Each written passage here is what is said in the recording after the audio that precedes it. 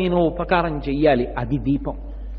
నాలో పొందినటువంటి భావన బయట ప్రకాశిస్తే నేను ప్రార్థన చేసి అడిగితే నాకు కంఠం ఉంది కాబట్టి ఆనాడు ఆ పౌర్ణమి విశేషమైనటువంటి పౌర్ణమి.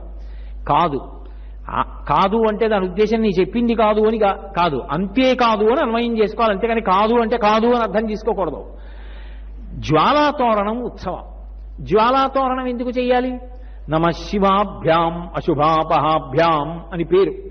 అది పరమశివుడు అంటారా, విష్ణు అంటారా? తత్వమునందు ఇద్దరి యొక్క లక్షణం ఒకటే. ఆపదామపహర్తారం దాతారం సర్వసంపదాం. ఆపద వస్తున్నప్పుడు మనకి తెలియదు ఆపద వస్తోందని. ఆపద కల్గుటకి విచిత్రమో అంటాడు భీష్మాచార్యుల వారు భాగవతంలో. మనకి తెలియకుండా ఉపద్రవం ముంచుకొస్తుంది. ముంచుకొచ్చి నా దగ్గర ఉన్నటువంటి ఉపకరణముల చేత నేను తప్పించుకోలేకపోతే దాన్ని ఆపద అని పిలుస్తారు.